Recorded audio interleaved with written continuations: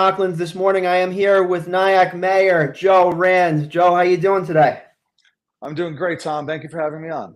Yes, and I know you were an early riser. We were talking over the weekend, so thank you for being on. I know you had appointments this morning and such, but glad that you're here with us. You're regularly on the show. I think about once a month or so. Tell us what's going on in the area, and I think you mentioned about the Depew House. There were some questions that you wanted to clarify with the general public. Yeah, I put something out on Facebook and that I think drew your attention that sent out a message to the community about this issue that's brewing about something called the Depew House, which is this old, it's 150 years old or something like that house, which is on Piermont Avenue, right across from Memorial Park.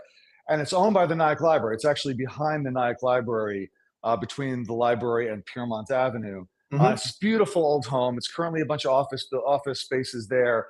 But the library, it has its own budget challenges. It wants to sell the building it's worth probably over $1 million or something. I don't know exactly what it's worth, but it's Yeah. worth a reasonable amount of money that they could use for their cash flow and they could use for their general budget needs. But there are understandably a lot of people concerned about the preservation of a really historic old home in Nyack. And so there's this movement, there's a committee formed to try to ensure its preservation. And Hmm. my only contribution to this debate was to go through all the zoning, and I put out a public statement about the fact that the way that the property is zoned makes it very unlikely that someone would ever want to knock it down because the Right. zoning only allows for a three-family home there, and no one's going to knock down this beautiful old home to build a three-person, three-family apartment building. It's just not financially feasible to do that. So I put that out there just to reassure people because I didn't want this whole debate to get toxic. These preservation debates can get really negative. They can get very, adversarial. And, this is the library we're talking about. We don't want to have this adversarial relationship with the library. Yeah, So I totally. want to take the temperature down, a little bit, let the air out of the tires a little bit, just relax everybody. And that doesn't mean there still shouldn't be a preservation effort because, maybe people want it to be something that's retained in the public interest, that it be used for public purposes or used for nonprofits or something like that. But that's going to require more than just simply trying to ensure that it doesn't get knocked down. But I think getting knocked down would be people really don't want to see it get knocked down. That's, I think, the primary thing. And I want to reassure people that it would not be. Of course, and it's built out of sandstone and Not this decent. one, not this one. That's the John Greenhouse, which is another focus of preservation in Oh, okay, Nyack. This right. is That I didn't this is a know. more traditional, yeah. The John Greenhouse is down at the waterfront, and is the oldest sandstone structure, and I think the oldest building in Nyack, and that has been the focus of enormous amount of preservation efforts for the last 10 years. In fact, we recommended funding part of the New York Forward grant that the village got this year, recommended funding about $330,000 toward completion of the walls of the building, because we think it'll be a nice feature along our waterfront when it's completed. Okay, all right, that makes more sense, and that's where my information was incorrect on that. I was looking at the wrong facility. Now I'm looking at this really, really nice looking house. I think it came out of Forrest Gump.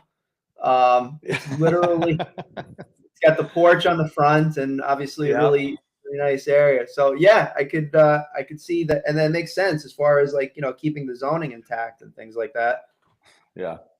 Yeah, the zoning will protect it from overdevelopment because you can't, if you could put it's a big enough parcel that you could put, if it were zoned differently, there could be like a 10, 12 unit building there, which might be financially feasible, but not a three family building. It just doesn't make any sense. You're more likely to get someone to do adaptive reuse to turn it into a three apartment building, but just by cutting it up a little bit inside, but maintaining the essential character of the building. But I agree with the people that are concerned that I think it's used right now very well as an office building. Hmm. The Historical Society of the Nayaks is located in the building. An office there. That's where they have their exhibitions. And so it'd be great for it to stay there. It's just that you got to be cognizant of the fact that the library owns it, and right now it costs them money. I think they lose money on it. So the people who want to do the preservation also have an obligation to try to find a way to make it financially viable for the library to keep it, which I think they're trying to do. They're trying to find ways to get grants. They're trying to find ways to cut its expenses and things like that, which is, I think, a responsible way to go about trying to do preservation. You know, that's what they're doing. You know, you see some people coming in with preservation, and mostly what they want to do is keep other people from, you know, from doing anything with their property. You know, that's like, hey, it's your property, but it's important to me, so you shouldn't do anything with it. And it's like, well, you know, it is my property. You know. Yeah, yeah, and ownership, 99% of the law. And it's funny that you mentioned that because we have our own woes up here. I certainly don't have to comment on this whatsoever, but over here in Letchworth Village, and they're beautiful buildings from decades and decades ago, but they're not being used. And it's great to preserve, like have like a little, a small, for instance, like a museum or something. It was some interesting things that happened there over the years. But, having something that really, there's the character of this area too, but also the rateables, something that brings in smart tourism, that sort of thing. So I don't envy any public official's job to help to shape the character of an area. I mean, that's got to have some sleepless nights associated with it.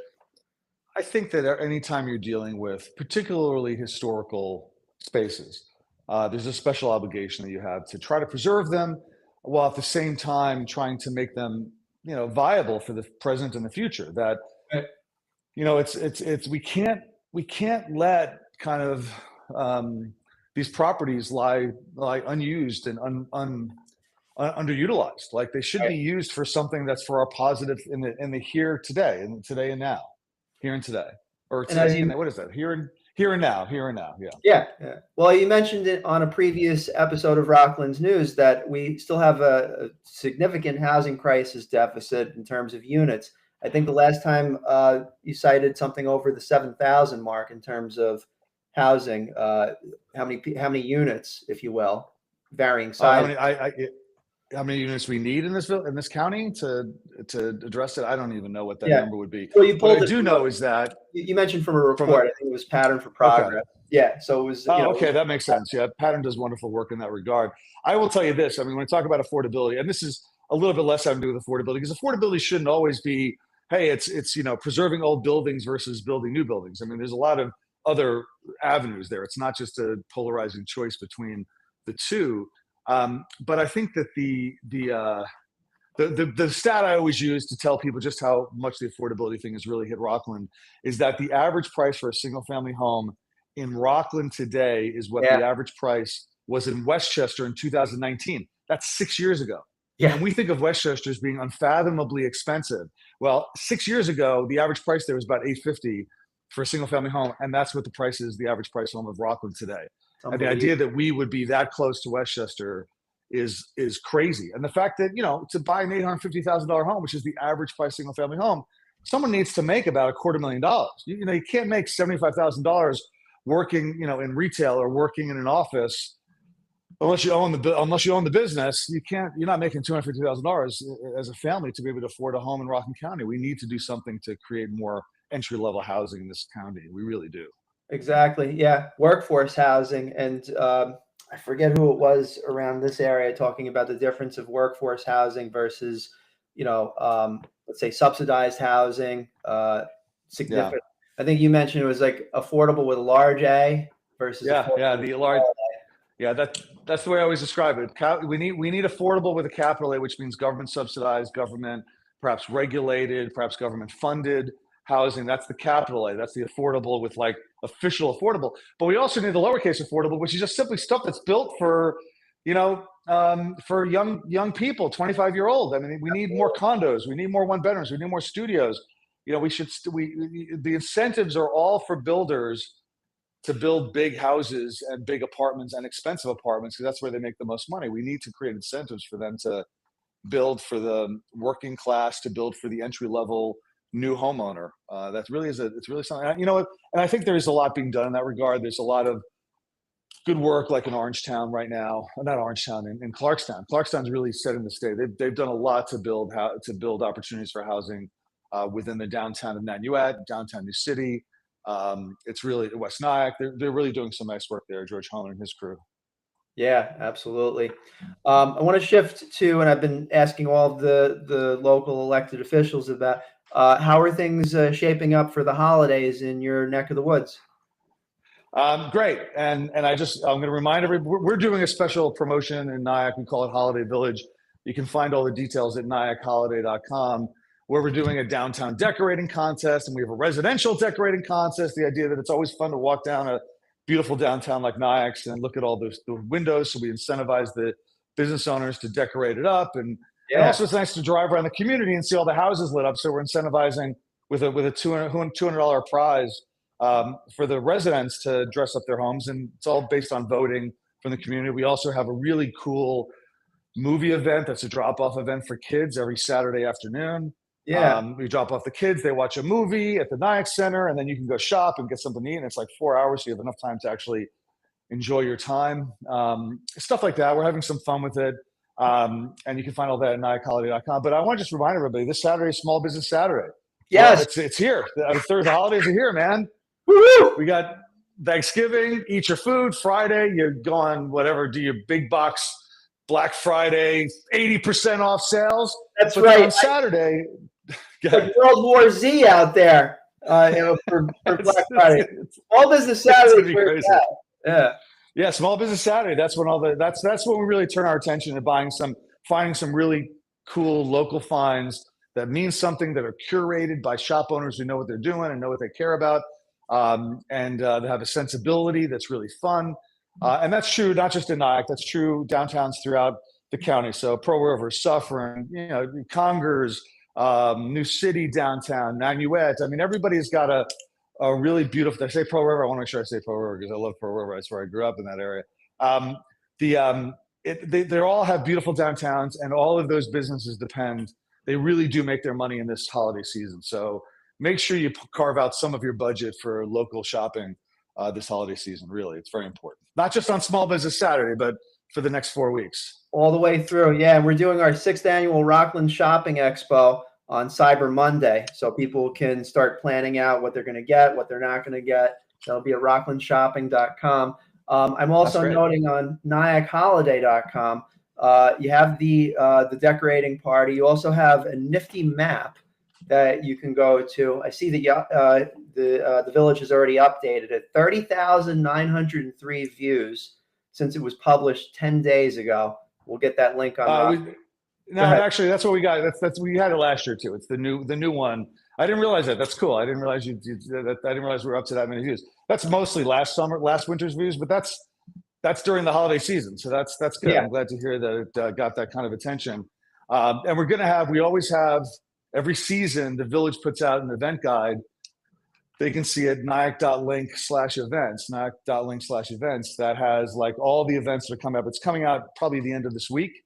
We just got it to design today, and it's got everything that's going on in the village for the next month in it. And you can find it on nyackholiday.com as well. That's awesome. Okay, yeah, and we're going to download it as well.